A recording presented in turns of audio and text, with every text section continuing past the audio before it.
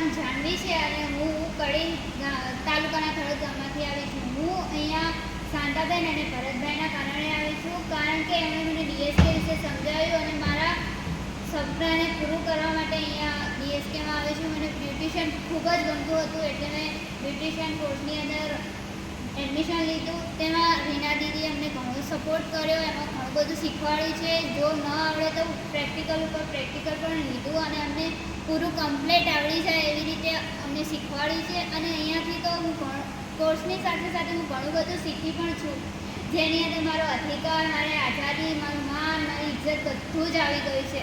અહીંયા માર્ટિનભાઈ, રીના દીદી, પિંદુ દીદી, જયસનભાઈ એમણે ઘણું અમને બધું સમજાવ્યું છે.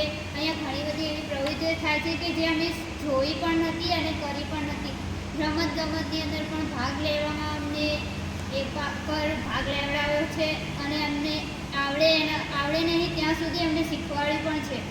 અહીંયાથી હું જે પણ લઈ જઈશ એ હું મારા ઘરે, મારા ભાઈ બહેન, મારા આજુબાજુના લોકોને પણ સમજાવીશ, મારા મમ્મી પપ્પાને સમજાવીશ અને એમને કેવી રીતે આગળ લઈ જવા એ પણ હું શીખવીશ. જે મને માર્ટિનભાઈએ ગિફ્ટો આપી છે એ હું આ બધાને ભેગા કરી અને સમજાવીશ, વાંચી સંભળાવીશ અને એ પણ આગળ વધે અને એનું પાલન કરે એવી મારી ઈચ્છા છે.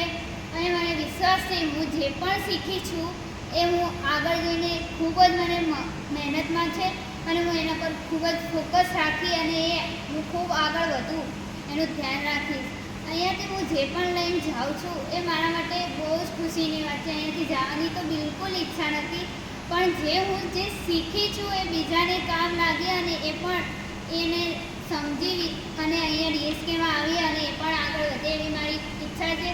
જવાની તો ઈચ્છા નથી, પણ હું સમજી અને સમજાવવામાં આવી તો હું એને સમજી છું અને જવાનું મન એ કર્યું અને વિચાર્યું છે કે હું મારા ઘરે મારા મમ્મી પપ્પાને બધું જ સમજાવીશ જે હું અહીંયા ડીએસકેમાં શીખી છું.